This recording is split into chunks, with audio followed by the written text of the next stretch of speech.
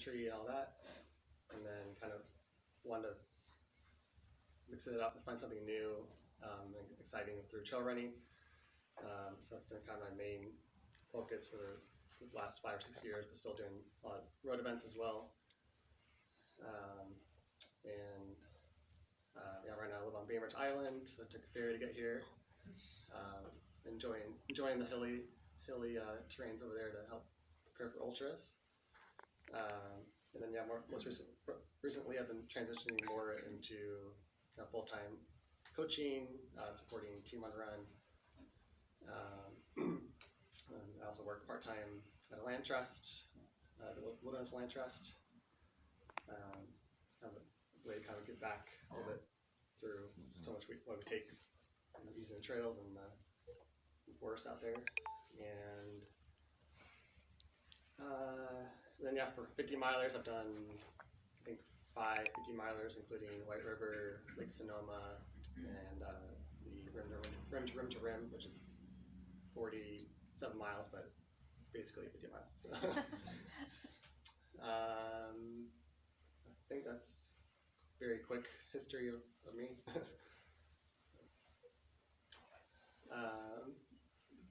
And then yeah, this is kind of like pretty open forum Q&A, so we can start with questions from anybody, or if we don't have any questions, I'm sure we go through all the different topics and related to training for an ultra, whether it's a 50-mile race or even just going a 50-mile adventure.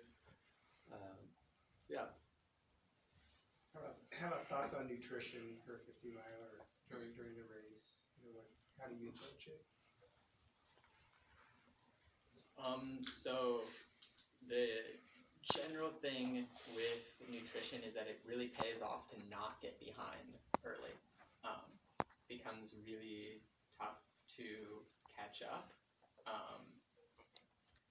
Having something, taking in things that are very easily digestible for you, very important, because when you're running, blood flow gets diverted away from your stomach to your working muscles, and that just tanks your digestion rate.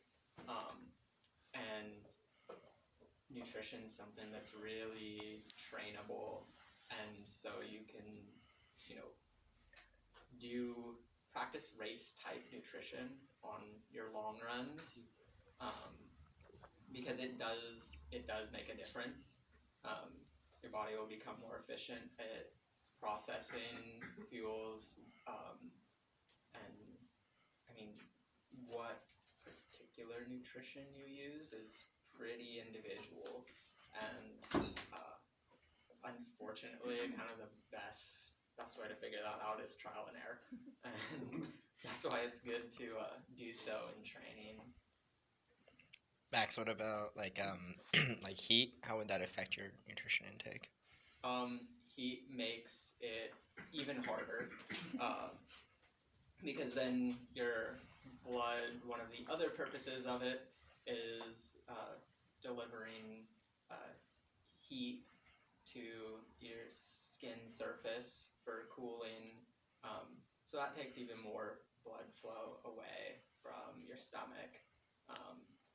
So it makes it tougher to get the nutrition down.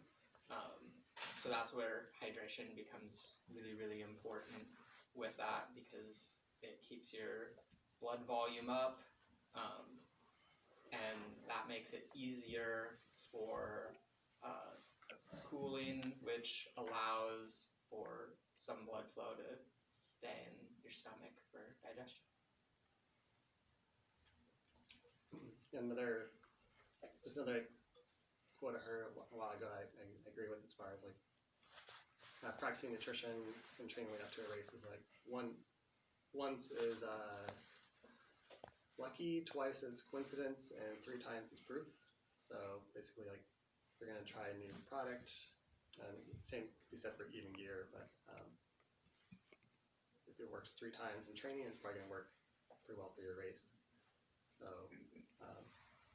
definitely practice that, and and then, yeah, like start fueling and hydrating before you get thirsty or hungry, because by that point it's kind of too late. So even during colder weather, even if your body doesn't necessarily crave electrolytes or water, like you should still be taking it pretty early on, as soon as like maybe as early as like 20 to 30 minutes into an ultra. Yeah, with colder weather, your body's thirst drive goes way down because your blood flow kind of goes more to your core to keep everything warm there.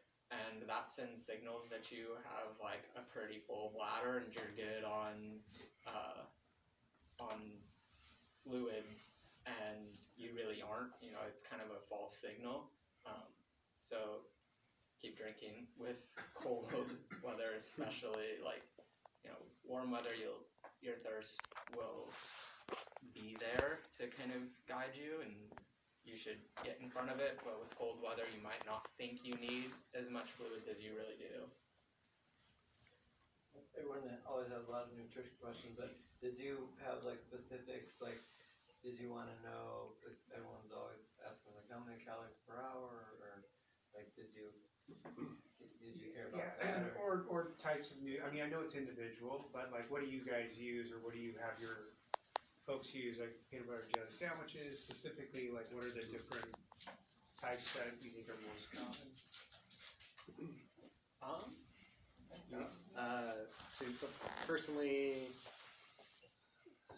so it works for my body, but I usually go with Tailwind, has the electrolytes and the calories. But I know some people upsets their stomach too much. Yeah, so I'll do mostly for 50 miler. I'll do Tailwind, supplement it with probably 2 gels per hour, and then for 50 miles specifically, I'll take a little bit more snacks and food at base stations.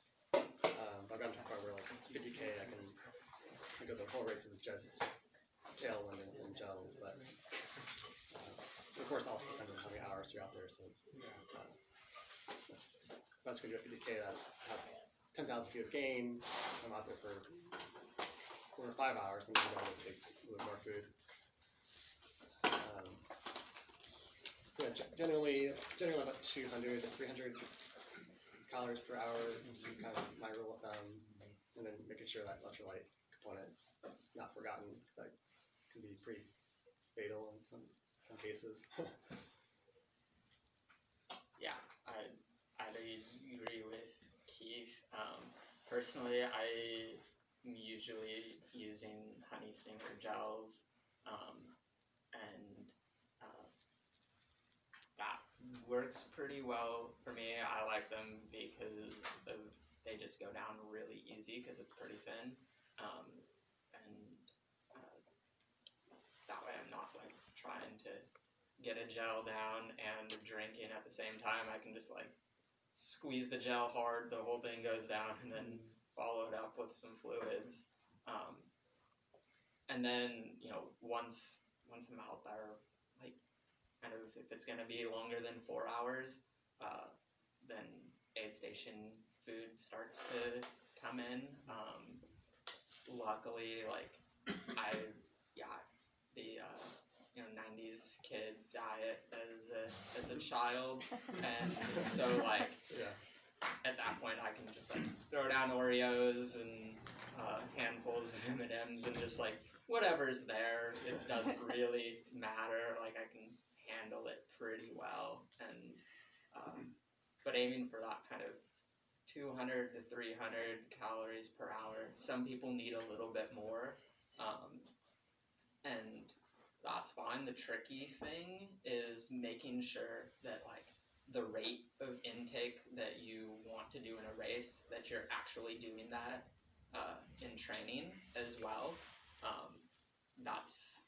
That's probably personally my weakest area, is I won't take as much in training as like I want to during a race, and sometimes that makes it a little hard during the race. And the same thing with kind of hydration, is you want to practice taking in the amount of volume of fluid that you would be during the race, and logistically that can get tough on training runs when you don't really have like an aid station to refill bottles or anything like that. So on really long runs that I know I need to focus on working on that, try to come up with a course that I can like use my car as like an aid station, stop and refill things as needed, just to practice making nothing new on race day when it comes to nutrition and hydration. Like there's enough going on usually stimulus wise in a race setting to not want to be worried about, oh, I'm having to really think about this nutrition thing, because it's something that I don't normally do. Yeah, especially if there's like a race that offers, every race has a sponsor, nutrition company, but if it's not something you've been practicing with, then I would still go with the one you've been practicing with, not the one that's convenient at the aid station, because then you're second guessing like, oh, how's this gonna feel the rest of the race, and more often than not, I've heard stories of just some pretty bad stories of people struggling with the on-course offerings. Or if you inversely too, if you could see what they are going to offer, you can use that product in your training, and then that could be an easy transition as well. They can if there's a race that offers tailwind, then I'm pretty confident I could take that. But even with that said, generally it seems like a lot of aid stations, their electrolyte drink can be a little bit more watered down, so that's another thing to keep in mind. I like to have mine a little more concentrated. I'm so skeptical of aid station drinks. Yeah. Because you just never know if it's gonna be what. If sometimes it tastes like hose water, where did they have this water? Or you just or you're like, oh, it's Gatorade or whatever, but then you taste like, what does it taste like it? Or it doesn't taste like not the way I mix it. Or Right. So yeah, I don't know. If it doesn't come out of like a can like Coke or something, or I don't know, I'm not always so worried. Or just like one flavor, like for the whole course, like orange. Right. Maybe it's good to like mix up your palate a little bit and have. I've had some bad, you just think, oh, what can go wrong? It's Goo Brew. And you start thinking, I have a question. So we learned a lot from our mistakes. Could you guys go over some of the biggest mistakes in training and at races? Let's see. Yeah, I mean, first 50 mile, first game, first ultra. I think even if your training's dialed in, you have a coach, you have a good plan. More often than not, you're still gonna learn something, take away something from your first attempt at aiming new distance. It seems like. I'll think about it, but I guess one that comes to mind would be just pacing, like going out too fast in a 50 mile, and just not respecting the course. So even when I thought I was going slow enough, it still was, in hindsight, like still too aggressive. Which race is that? I think like my first 3 or 4 50 milers. Out of 5. Yeah, you get caught up in like competition sometimes, and the adrenaline, and everything feels great in the first half of a lot of ultras. The hills feel easy, everything's paying off, but they can change really quickly. Kind of halfway to like 3/4 of the way, like that's when things, at least for me, get pretty rough.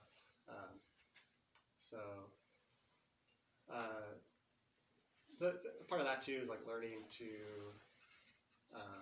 embrace the pain too, and the kind of suffering is like part of that mentality, I guess, and that can actually kind of make things a little easier. To kind of working through that rough patch and knowing it's temporary. I just feel like sometimes if you keep, as long as you're stay on top of your hydration when eating. Even if going through a rough patch, it can usually come out of that. So just know it's temporary, and maybe just get to that next aid station or just crest this hill, and things can start clicking again for the second half and get that second wind. But yeah, pacing was definitely a big mistake for me.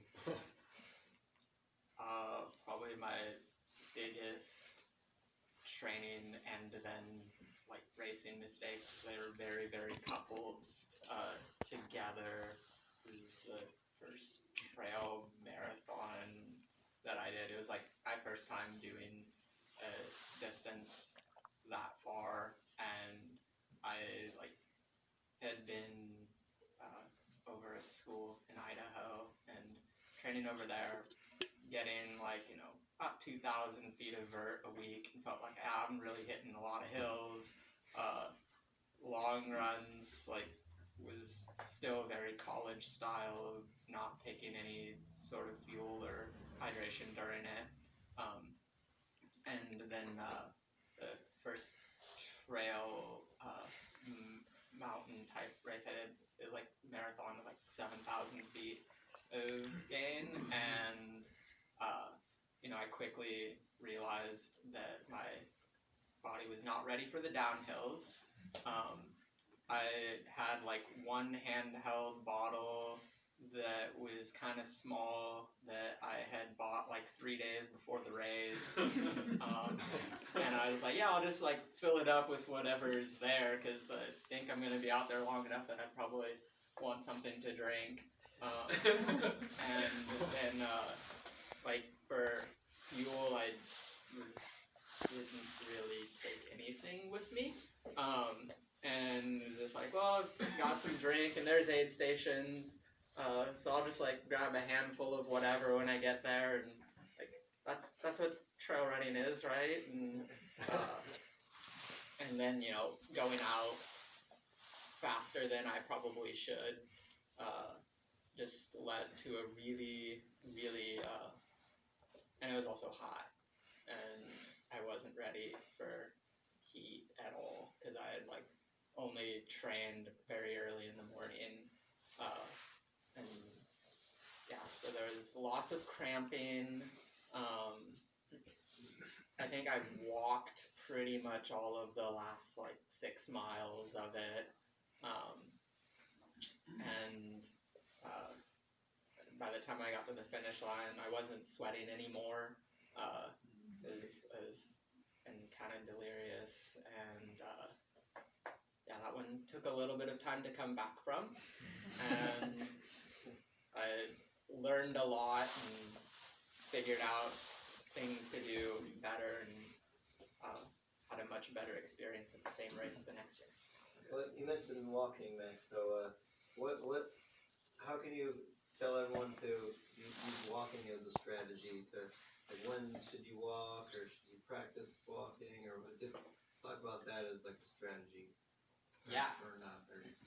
So it kind of is an individual thing that ends up being based kind of on just where your fitness level is relative to the distance that you're doing, and the kind of terrain of the course.